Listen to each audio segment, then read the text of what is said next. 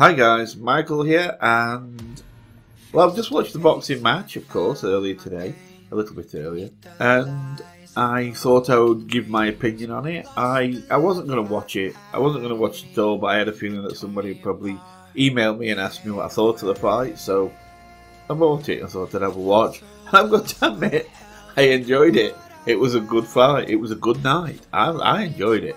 Now, I wanted to talk about 4 of the fights because I'm only really interested in about 4 of them. You know, strongly interested.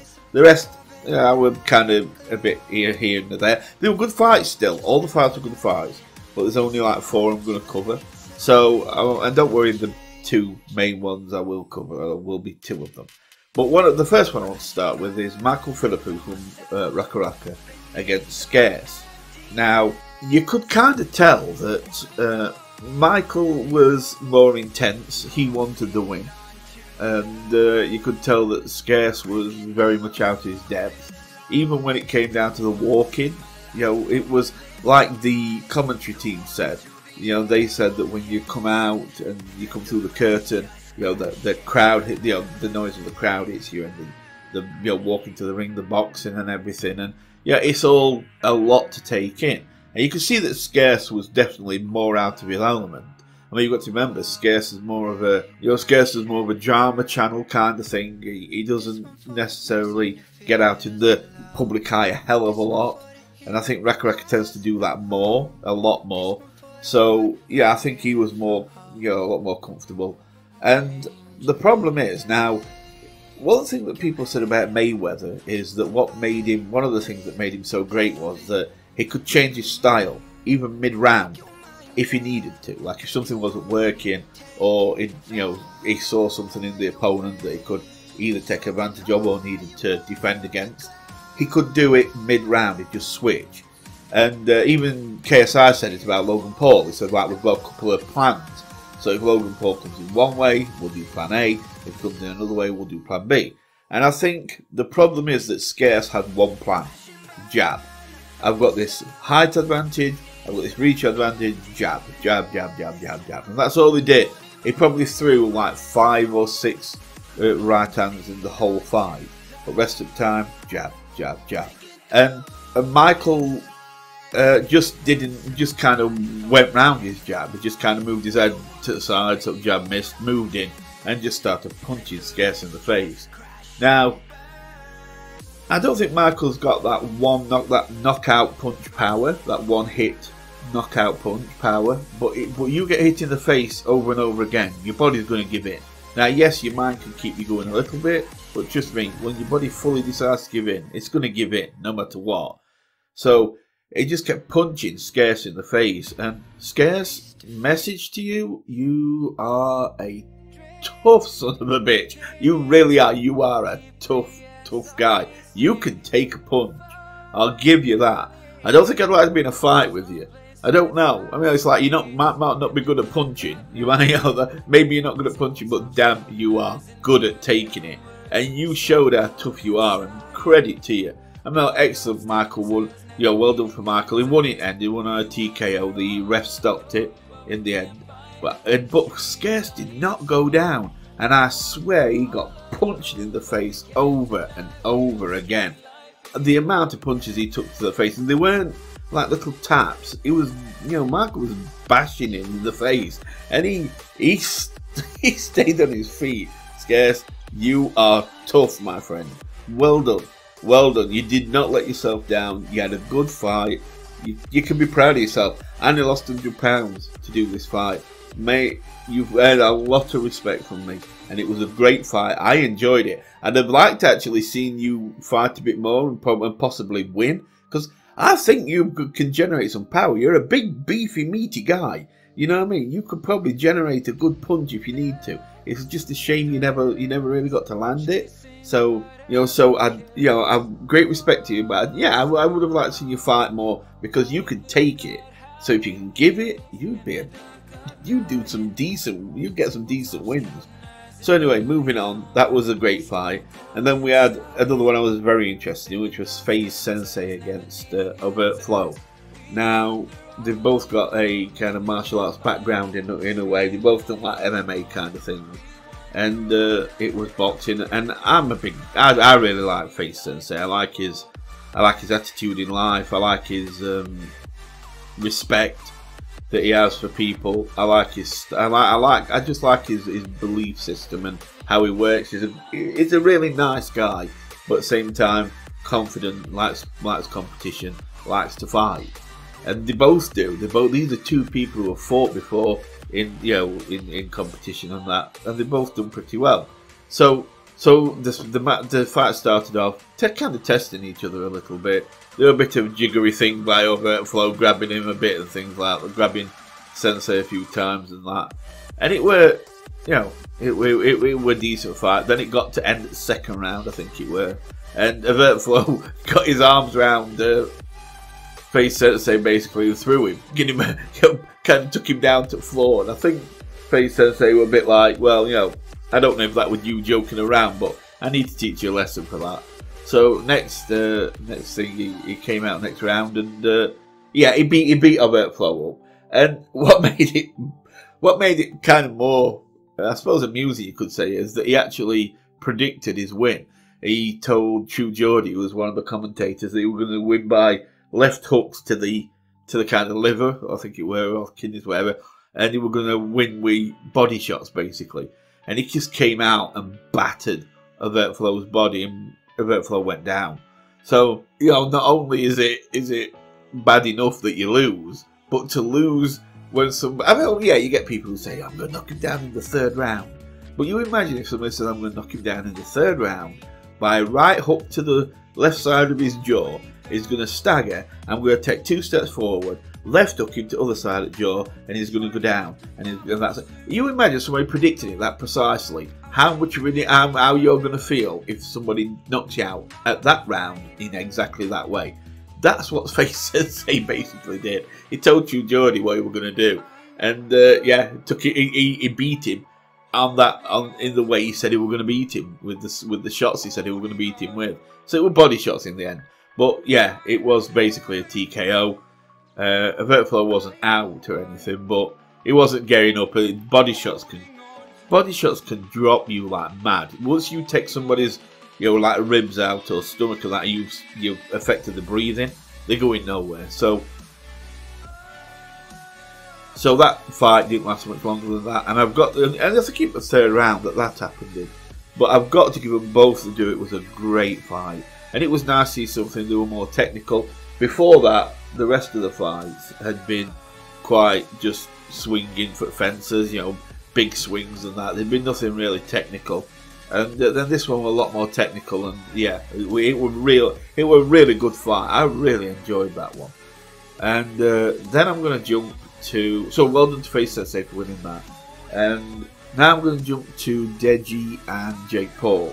So Jake Paul had predicted a first round knockout, and you could see that he meant it. He came out that first round with every intention of knocking Deji out in the first round. Now, in my predictions, I said it could go either way. I believed it, and it seemed like it was going to. There was nobody who really dominated around the kind of dominated. I didn't feel, because even though Jake Paul was hitting Deji more, Deji was hitting him back. At no time did I feel like Deji were ready to be knocked out. He took the hits and he gave some back, and he made Jake Paul's nose bleed. He bled him, and I think a lot of people, were happy about that. I think with the boxing, you earn respect between the two fighters, but I think it earned respect from me a little bit.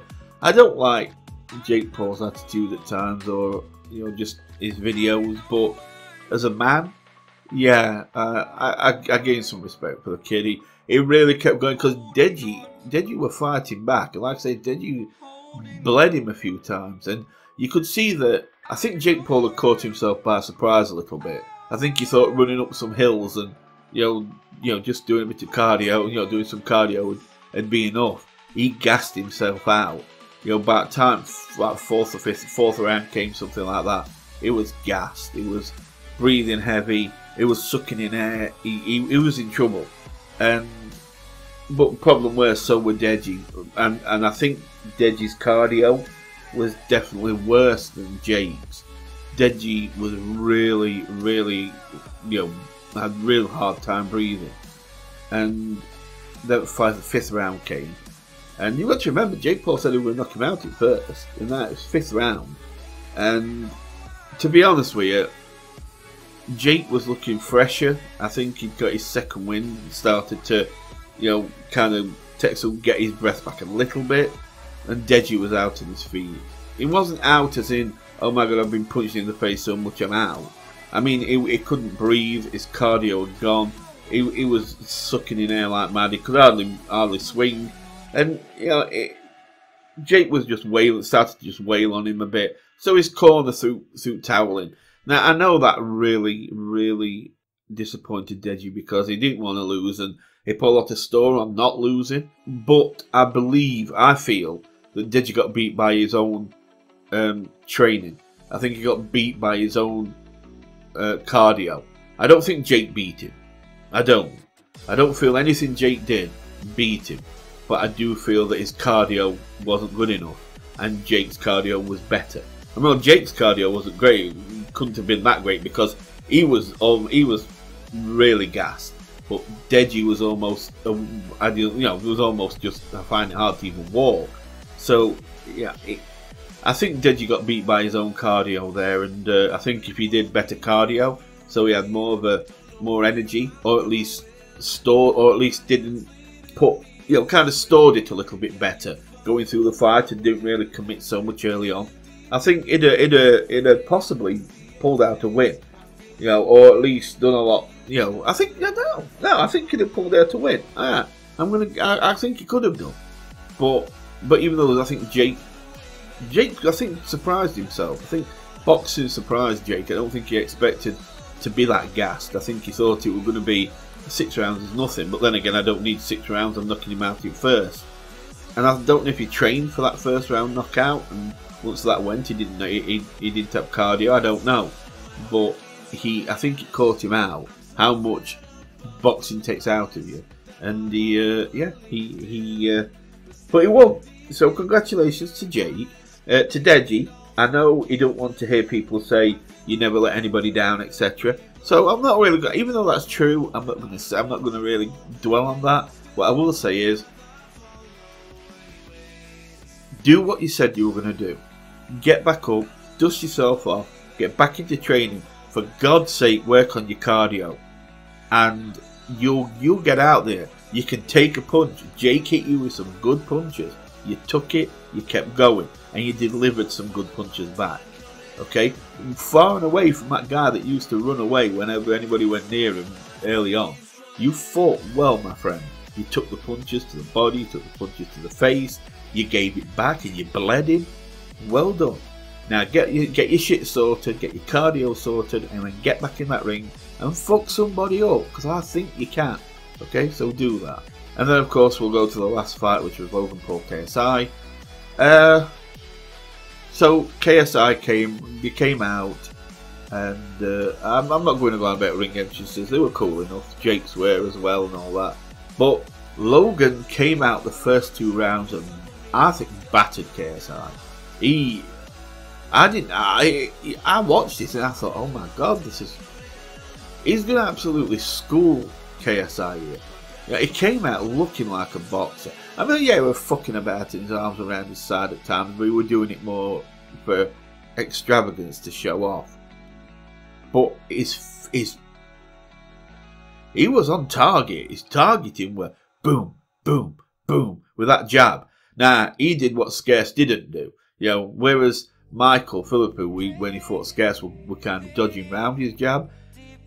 Logan Paul's jabs were quick, snapping out, long jabs. I mean, they were like 4 inches reach on KSI, and bang, bang, bang, and then he hit him with some good rights as well. I thought this isn't even going to last a round, and and Logan Paul kept it. You could tell Logan Paul came out to knock him out in first round. Screw that 3rd round thing. You could tell Logan wanted his head in first round, and he came out with power and strength, and he won. He absolutely annihilated him first round. But KSI didn't go down. weathered storm, went back to corner. Second round, Logan comes out again. Bang, bang, bang, starts on him again. Wails on him again for... I know KSI were giving him the odd punch, but no, wails on him. Mostly Logan wailed on him again for another round. It was like, oh my god, this is just a train wreck. I almost expected ref to stop it. And then KSI came out, and then they came out again. I think KSI, listened to Vidal and his trainer, and I think he picked up, and I think that he won the third one. I think KSI managed to take the third one. His work rate improved. Because he came out, he said he was going to try and knock him out in third or fourth, whatever it were. But he came out, I think, and his work rate increased a little bit, and he did well, and I think he took the third round. Fourth round, Logan came again, started again, giving what he could, and I put Logan for the fourth. So right now we've got Logan for 1, 2 and 4, and KSI for 3.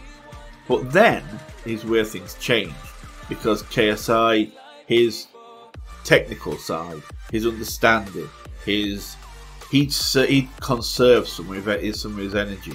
Logan hadn't. Logan had just kind of been wailing so much early on that, like with Jake earlier, he gassed himself, and I think he caught himself out at how much it takes out of you to box, and he just wailed, and he started to just really flag. And at this point in time, KSI picks up, and his energy level was a lot higher than Jake's, and he's wailing on Jake for the fifth round. Won it easy. And that sixth round, Jake was almost at the point of going. Jake was having to grab him every 5 seconds. KSI had him. KSI had all the energy. Logan was almost like Dejiware early, could hardly stand. And every time they separated, KSI were getting in and just slamming on him. And that time, it were like in first and second, where KSI had to weather the storm. Fifth and sixth, it went all the way around. Logan had to weather the storm, and he did. And it went to a decision. So I had it down at Logan Paul won 1, 2 and 4. KSI won 3, 5 and 6. So I had it down to draw. And results came in after a while, and it said that the first judge went for KSI 58 to 57. So KSI had 1 point. Now that meant that out of the other 2 judges, because there's 3 judges, out of the other 2 judges, only one had to go with KSI for KSI to win, and the other 2 judges both have to go for Logan Paul to win. So the next judge went with a draw, and that was 57-57. So that's 1 judge. So if he went for KSI, KSI wins. If he went for Logan, then it's still a draw because they both get 1 round. And he went 57-57, a draw also. So it was a unanimous draw, which means that KSI keeps belt. He's still champion because he didn't lose it, but he didn't win it. He didn't win either. So it was a draw in the end. So they're going to have a rematch. Now I've saw a lot of people going refund after because, and there's people, conspiracy theorists saying, oh, was it to fix and that. No, it wasn't to fix. It weren't to fix. You just don't like the fact you didn't get a winner. Yeah, it is what it is. That's just how it is. You can't say it was fixed because it's not like they were saying, Logan was saying, right, you punch me now, KSI, so you win this round, and I'll punch you there now, so I win this round. They were just wailing on each other. So they weren't fixing it. And yeah, you could have said judges in end fixed it, but even I had it at a draw. Even I had it that Logan annihilated him in first 2, and then won fourth, and I had it that KSI won third, and then annihilated Logan in 5th and 6th. So I had it at a draw. It didn't surprise me one bit. I thought it was the right decision, and I think it would be good to see him have a rematch, and there'll be a lot more ready then. So that's great to see. I enjoyed it. I enjoyed tonight. Stop shouting for refunds. You paid for a boxing match, not a result. You paid to watch boxing. You got your boxing. You didn't pay to. You didn't say, I will give you my money if Logan wins, or I will give you my money if KSI wins. You paid to see a boxing match. You saw a boxing match, so you got what you paid for. Get over it.